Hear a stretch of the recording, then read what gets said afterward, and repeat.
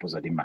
It was a technical job done, I believe, by Inec, who now advise Hope Uzodinma on what they will do and how they will help to pull the rug off the feet of Ihedioha. And that was how Ihedioha's governorship got crushed. So guys, INEC played a very significant role in helping Hope Uzodinma to win in the Supreme Court. No doubt, INEC has a very influential power when it comes to the decisions that will finally come from our court. Today, I tell you, they've lost that chance thanks to Beavers and the IREF.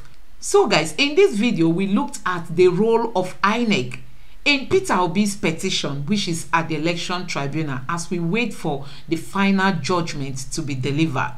Let me allow you listen to what Dr. Ete got to say about this.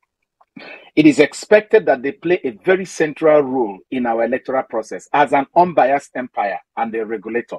However, what INEC has been doing, a pattern that we have now established, which we're going to use the case of Hope Uzodinma versus Ihedioha to confirm this evening, is that everything INEC did at the Peter Obi's trial, at the trial which Peter Obi is involved, was deliberate. It's part of their playbook. Let me use the word playbook. It is INEC's playbook. You remember that INEC did not call any witness except one person that they brought. We remember also that INEC, they just keep saying objection, objection, objection. All right. And then you remember that INEC said that they did their job, that they did the collation, that they abide by the law. But we know, based on the relevant sections of the law, that INEC did not abide by it. And so what was the playbook?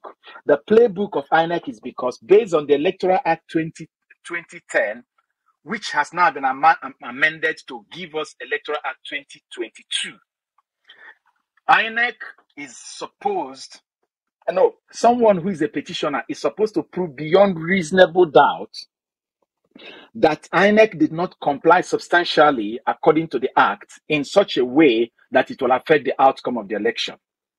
INEC knows that. And INEC knows that they have relevant documents that will always aid and help a petitioner in their case. And INEC is supposed to make it available. INEC is supposed to be like an investigator, like a police in a case of murder, for instance. Both the petitioners, both the prosecutors, the prosecuting witness, counsel, and the defense counsel, because police is supposed to be the agency of the government. They have a right to ask for this thing from the police, because anything police is keeping is government property, and anything INEC is keeping is government property. So when Ihedioha won his election in 2019, remember that, as I keep saying, President Buhari then, I think, went to Imo State twice. The Imo State people, of course, did not respond positively, but they were bent on winning a state in Southeast. They were hell-bent on winning a state in Southeast. So they brought Hope Uzodinma. And I'm sorry, they brought, Hope Uzodinma, which came, I think he came third in the election. He came third in that election. And now, having come third in the election, he decided that he was going to challenge the election, that he won the election. And the likes of Ihedioha, they saw it like, this guy is a joker. How is he going to ever manipulate his way and come to the court? So Hope Uzodinma went to the police commissioner. The police commissioner in Imo State gave approval for whatever result, I don't know where they brought it from. And he was able to manufacture results from about 388 polling units in his area, in his locality, in his local government. That result came from his local government. And they amounted to about 300 and something thousand votes. I'm telling you, small thing. Remember that the person who was leading in the whole election, who happens to be Ihedioha, had about 260 over not up to 300,000 votes, and that was how he was declared winner. Whereas Hope Uzodinma didn't even get up to 150. And then from nowhere, he manufactured from one local government out of 300 and something polling unit, he manufactured over 300,000 votes. Now, INEC, as you can see here, this is the statement of the Supreme Court. This thing that is on the slide in the board here is the statement of the Supreme Court. INEC, who conducted the election, was brought to the court, and they were supposed to come to the court and say, don't mind this man. This is the result of the election we conducted. And give it to the court. And INEC came to court and folded their arms.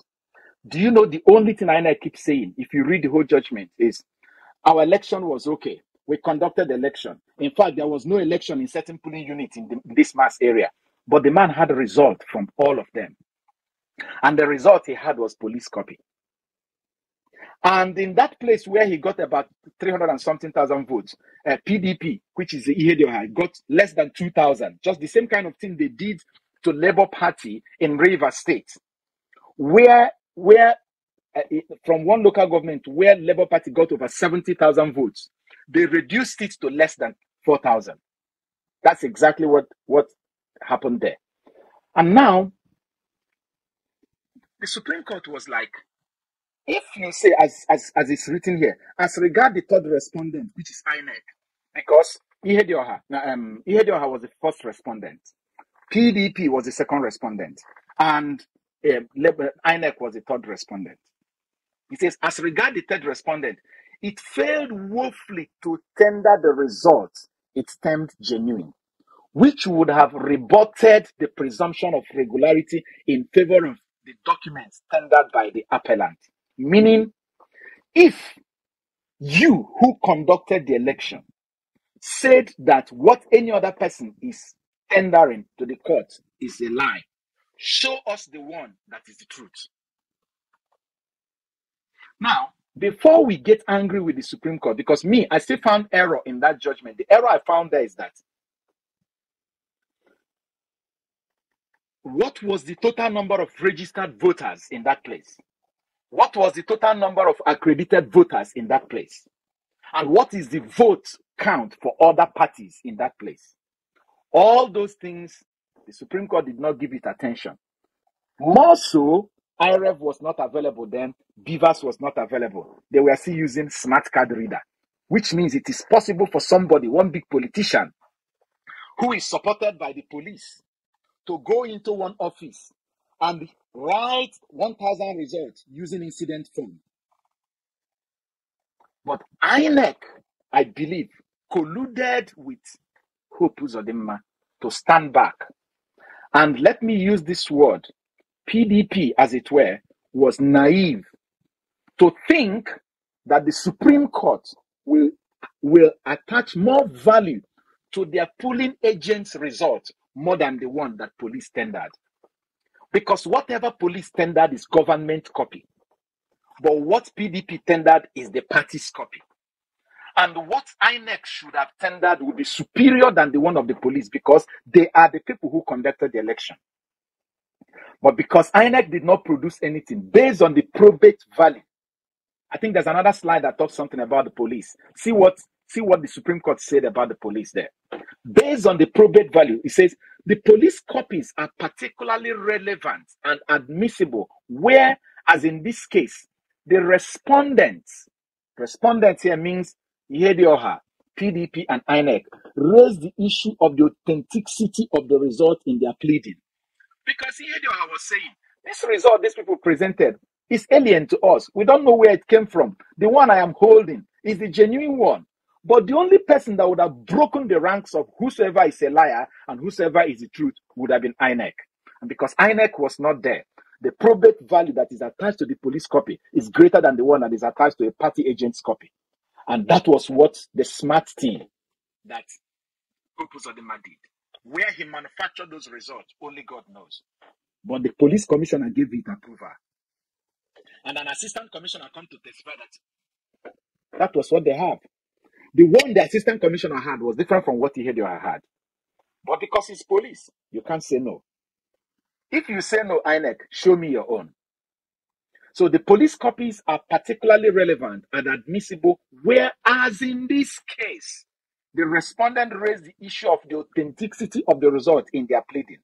The copies given to the police are in those circumstances relevant and tenable to test the veracity of the party's contention on the issue of what in fact transpired.